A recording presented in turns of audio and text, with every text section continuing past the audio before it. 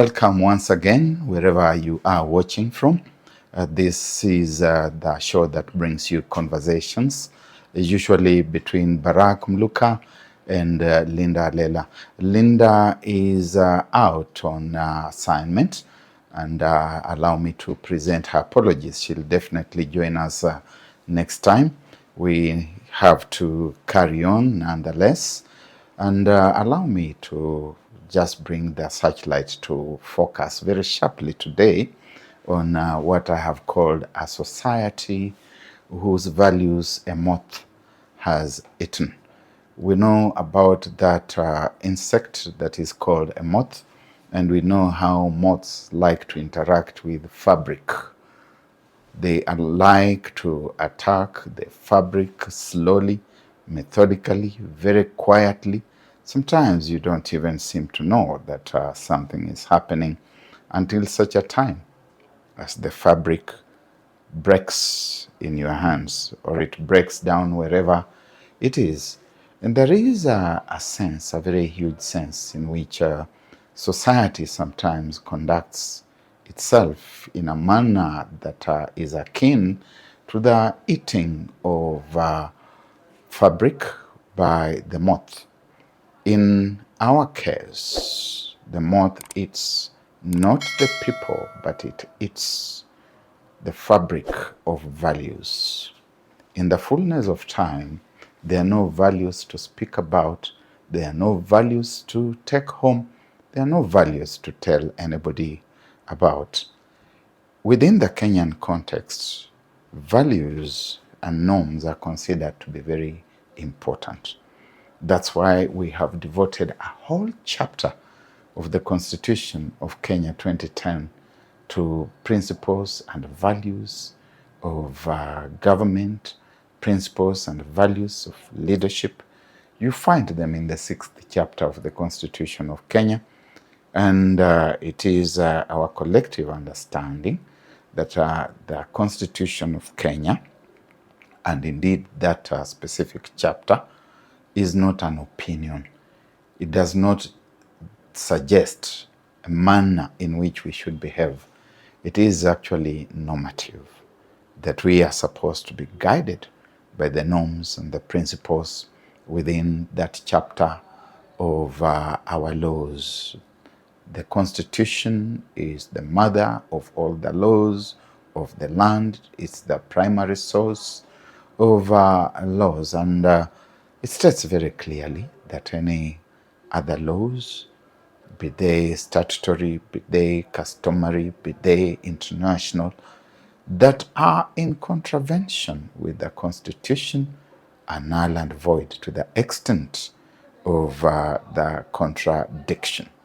And so any behavior, any conduct that also contravenes the Constitution is to be condemned. But what do we say when that kind of behavior is coming from very high up there? Remember that there are people within this nation who have taken oaths of office that they will, among other things, protect the Constitution. Foremost is the President of the Republic of Kenya. He is indeed the first individual, or the first state officer who takes the oath of office, and subsequent to that, others may also take their oaths, because it's usually only after he has taken office that he begins presiding over other functions, of being present on other occasions, so that the rest of the state officers can also take their oaths of office.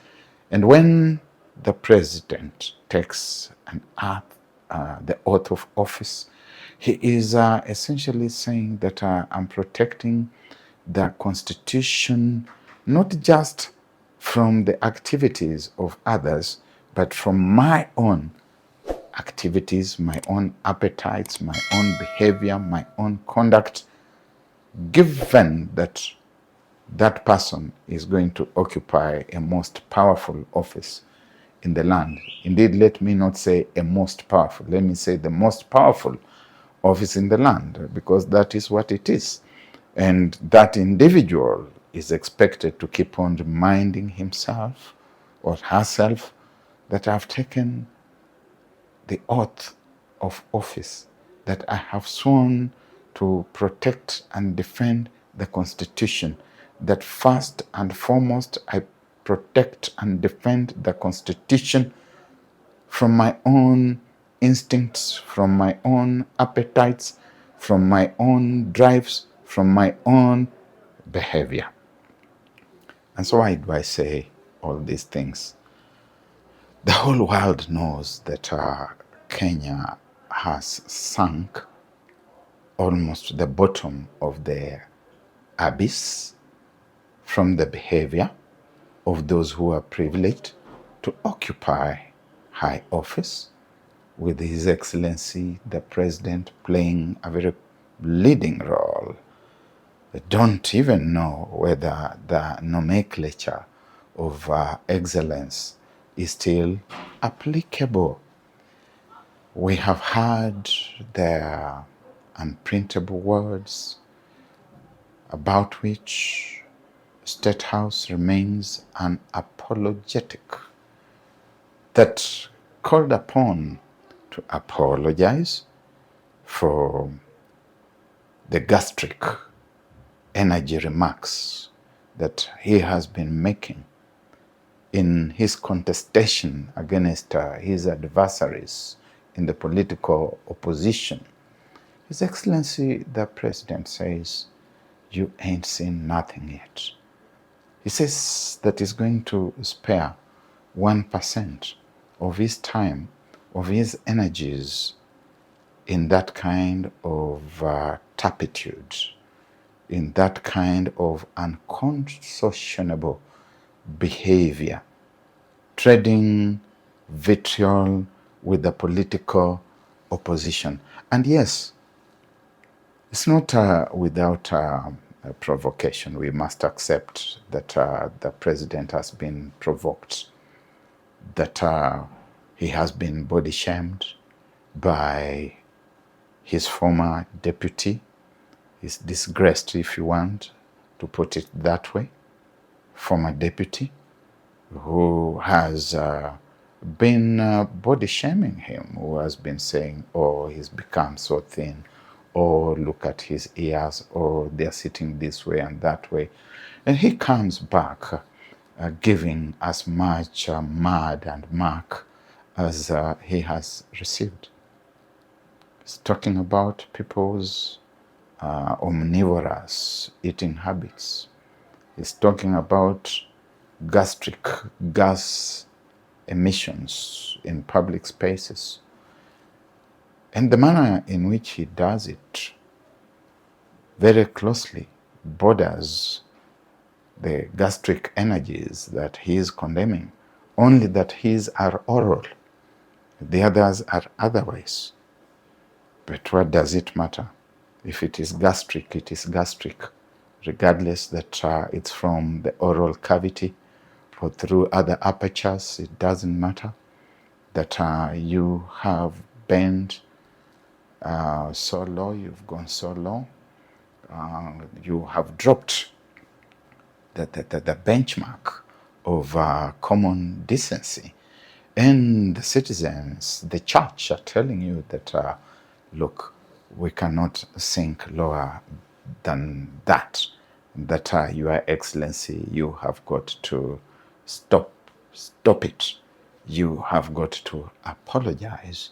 And you tell the church, you ain't seen nothing yet, that the best is yet to come.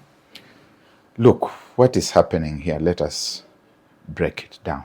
What is happening?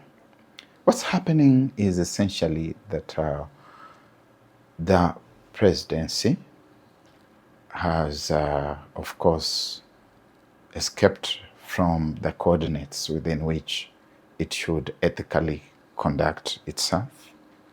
Second, that the occupant of that office conflates issues.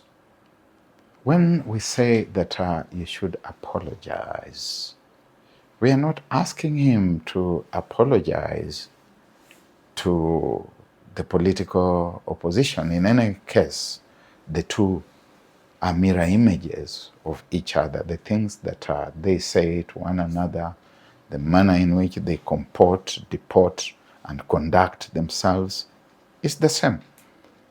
It's difficult to tell one to apologize to the other. In any event, I don't think that Kenyans are interested in them apologizing to one another. They are cut from the same fabric, if we should go back to fabric where we began this conversation.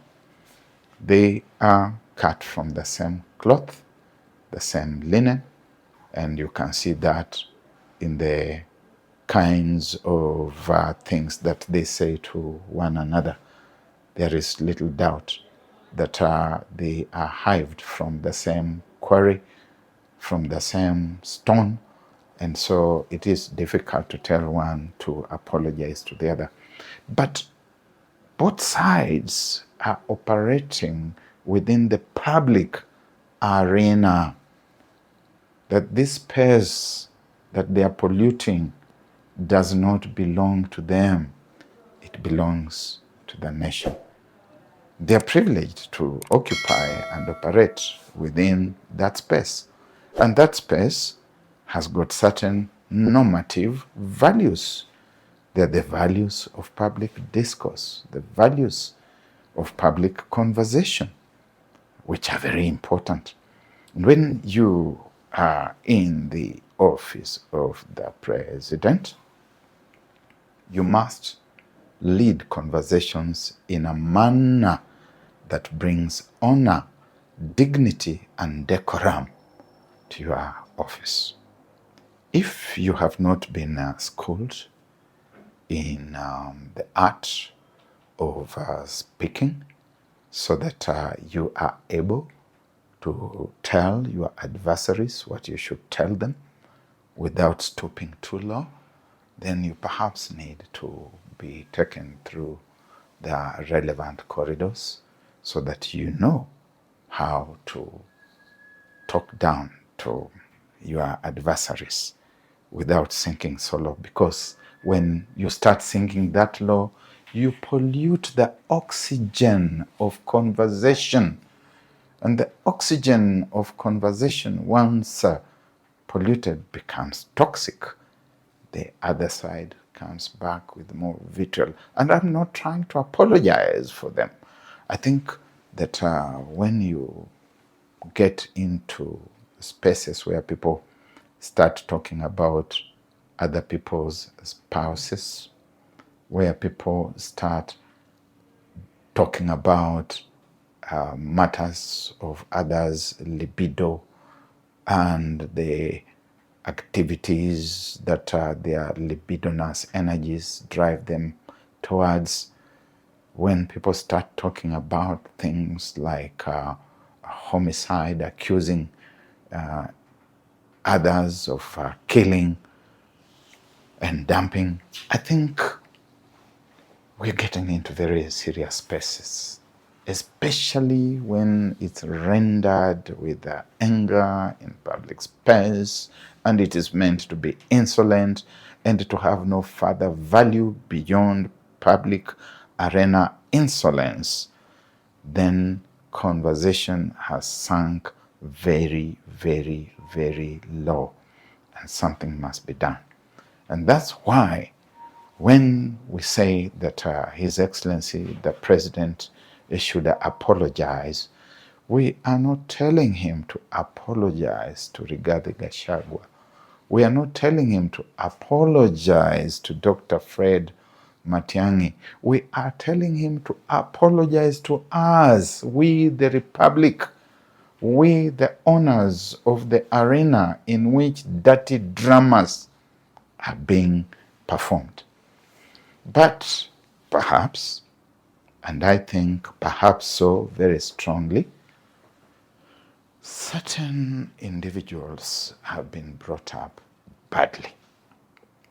It was Mama Ngina Kenyatta who said on the 22nd day of March in the year 2022 that she believed that His Excellency, the President William Ruto, at that time serving in the office of Deputy President, had been badly brought up.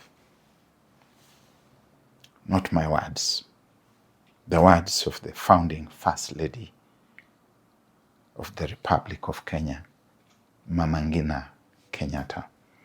Mama Ngina Kenyatta keeps away from political conversations.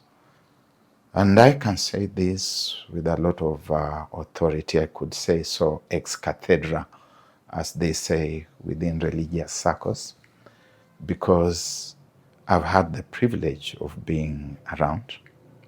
I was a young man, recently graduated from the teen years when the founding president, Mzee Jomo Kenyatta, left us. And therefore, I understand the First Lady. She was the mother of the nation in my childhood years, in my teen years, and into early adulthood. I can confirm that she never engaged in political conversations. The Kenyatta family was there to be seen and not to be heard, festooning Mzee Jomo Kenyatta at public events. They did not engage anybody in political conversation. Even Margaret Kenyatta, who became the mayor of Nairobi between the period 1970 to 1976, was very measured in the things that she said.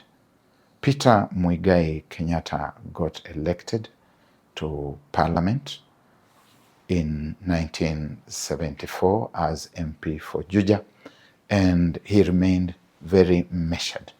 Political pronouncements within that family were made by Jomo Kenyatta himself, and he made political pronouncements that were stately, that were befitting of his office. Yes, once in a while he would fly off the handle, as he did in October 1969 in Kisumu, on the occasion of the opening of the new Nyanza Provincial Hospital, under extreme provocation on that particular occasion. But we must also credit him with a lot of patience, because there was Mzee Jaramogi Oginga Odinga, who was sending expletives, verbal expletives, towards Mzee Jomo Kenyatta on that occasion. And I think that it's got to be given to him that the situation, while it got out of hand, it could actually have been worse. And so, to get back to the rails, Mama Ngina Kenyatta is from a political family. Her father was a senior chief in the colonial days. His name was Mohoho Wagathecha. Her spouse was a politician and became president. One of her sons became president. Her niece, Beth Mugo, became a member of parliament and afterwards cabinet. Her brother, George Mohoho, became a minister in the Moi government. She kept away. So when she comes out and goes against the grain, to say of an individual who occupies high public office that he considers that he was badly brought up, it's not something to be taken as part of your regular political verbiage. We must ask why she says so. And I think that remorse is an indicator of honor, of self-honor. that if you have values, you embrace values, then we expect that if everybody of notable standing is saying to you that you have lived outside your square and that you owe the nation an apology, you should have a quiet moment with yourself. And having had that quiet moment with yourself, having sought counsel with yourself, you should, at the very, very minimum, detract from that path, even if you do not have the moral courage, the ethical courage to come and stand before the nation and say, I'm sorry, fellow Kenyans, I have let you down. You elevated me to high office, but I have strayed. I've said and done things that I should never have said and done. I apologize, and going forth, I intend to govern myself by the ethics of leadership that I have sworn to protect. If you cannot do that, then at the very minimum, you should just move away from that path and start comporting yourself differently so that the country can say, well, he may not have apologized as such, but there is some demonstration of remorse on his part. I think people tend to forget sometimes that the offices they occupy, the high offices that they occupy, have been donated to them to exercise sovereign power on behalf of the people, as is stated in the Constitution of Kenya. All sovereignty belongs to the people of Kenya. And this sovereignty may be exercised directly or through our elected leaders and representatives. We have not donated that sovereignty to His Excellency the President to use insolently, to use to pollute the oxygen of conversation. We have donated it because we consider that he is a gentleman who is befitting of the task, the onerous task of speaking on our behalf, of acting on our behalf, of thinking on our behalf, and that it will be dignified thinking, acting, and articulation of issues that when we see His Excellency on television, we tell people, quiet, we want to listen to His Excellency. What is he going to say this time? But when we see His Excellency, and he's always shouting, the speech therapists, the communication experts who are working with His Excellency, the President, have their assignment cut out for them. Kenyans don't want to be listening to a president who is shouting all the time, who is screaming all the time, who is on the war path all the time. Kenyans expect that His Excellency the President will change the registers of speech from time to time. There are such things as speech registers. And I believe that the communications experts in State House understand that. And that the reason they have been retained is to politely, to calmly, but firmly guide their principal. Tell His Excellency that he's going to burst a vein in these public displays of anger. He can say the same things that he says without screaming at us. I've started seeing children saying, there is the president, he's going to start shouting again. And the things he's shouting give bad examples to the children. He's a poor exemplar. He's a rich exemplar of a society whose values a moth has eaten. And in the eating of these values is there a sense in which almost all of us seem to be complicit. That he will go to church on Sunday, or the political opposition for that matter will go to church on Sunday, and our holy spiritual superiors surrender their dioceses, they surrender their pulpits to the political villains, who then pollute the oxygen of the holy spiritual space with insolent verbiage. And then after that, you will still find that the spiritual fathers, the reverend gentlemen, will condemn the same villain. And the next day, they surrender the space. Probably because the only value that a society whose values a moth has otherwise eaten, the only value that still counts, that still has premium, is the monetary value. So that everything has been monetized. Citizenship has been monetized. Values have been monetized. Goonhood has been elevated. And we all begin behaving as if we are some kind of goons.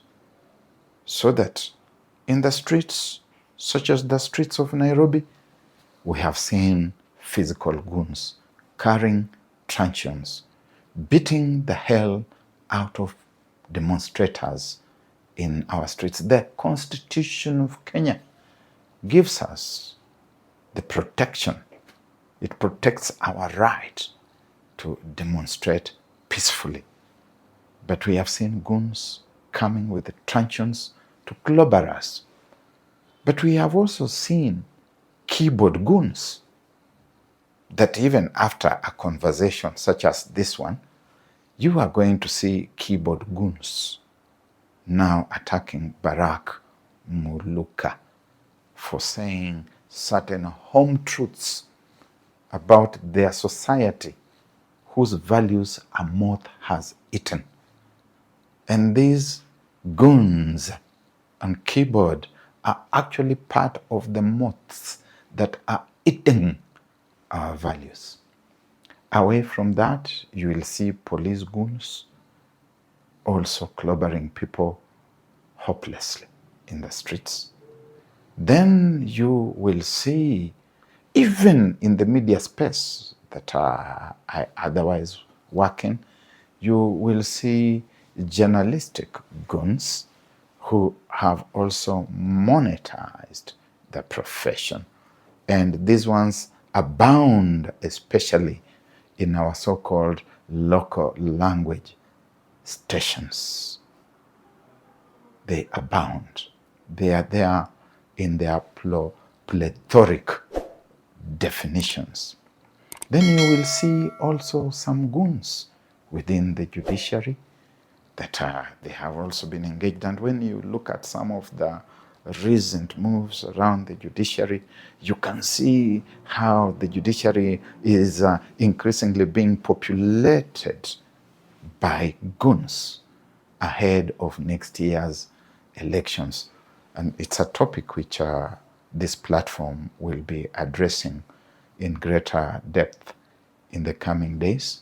You see goons in the legislature who are waiting to be told how to vote. Goons on hire. So, are we then not a society whose values a moth has eaten, regardless of which side of the political divide we are in? You see, in my country, things are nowadays defined in binary opposition, two-way opposition. They are not supposed to be gray areas, that things are either black or white, that when you sit before a camera such as this one, to speak, to hold conversations with your compatriots, your audience is scrutinizing you to see which side of the political divide you are speaking for. Are you speaking for the broad-based government? And I don't subscribe to the notion of broad-based government. I'll speak to it later because there's no such a thing in our law as broad-based government. However, are you speaking for the broad-based government, or are you speaking for the united loyal opposition, as it calls itself? What happened to the right to think? The freedom of thought, that I can think. There was a famous philosopher, a French philosopher called René Descartes, and he was attempting to understand and define existence. And he famously said, I think, therefore I am. Je pense, donc je suis. Cogito, ictum, sum. I think, therefore I am. The ability to think for myself defines me. It helps me to digress from spaces that are polluted verbally, from spaces in which our values, insects have eaten. The famous occult Papitek had a different imagery in the long narrative poem titled Song of Lawino. He spoke of a society or an individual whose values termites had eaten. And I think that increasingly we find ourselves moving towards that direction. I do think that it's about time that we, citizens of this country, took a bit of time off to individually have conversations with ourselves, a conversation with our individual souls, if there are souls still left there, to just ask ourselves about this thing of thronging and queuing behind politicians who are bringing nothing to us except insolence. Do we ever stop to ask ourselves, how come these people are cutting across the country from Monday to Monday during normal working hours, and they're finding us out there in throngs, in our thousands, ready to listen to the same vitriol that we listened to yesterday, the same vitriol that we know we shall listen to tomorrow? Because you can predict the 9 o'clock news across all the television channels. It's going to be the same thing. The only thing that changes is the location. The thespians, the clowns in the drama are the same. The audience may vary a little bit, sometimes not even so much, because it's bursed in.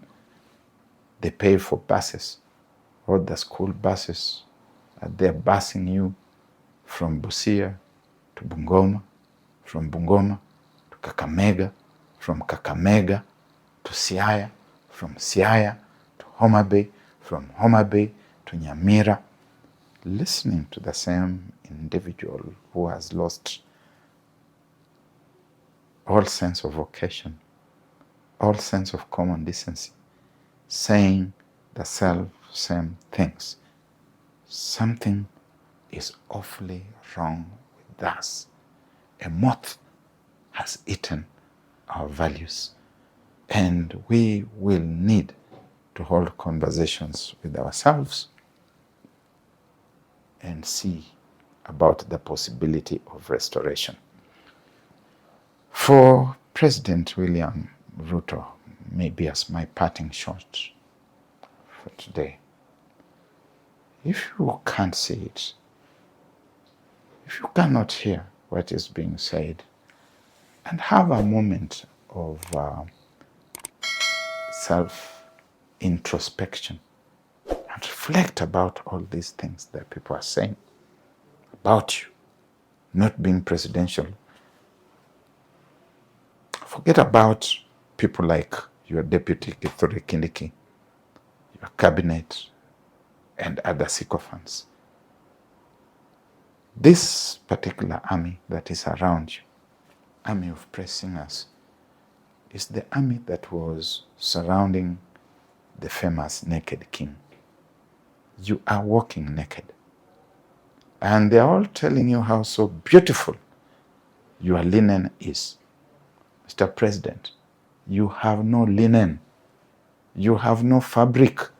The fabric that was covering you, a moth has eaten. And these people you are seeing around you are the moths that have eaten your linen. You are walking naked. Mr. President, find a leaf, at least, a leaf, a banana leaf, and cover your nakedness. Thank you.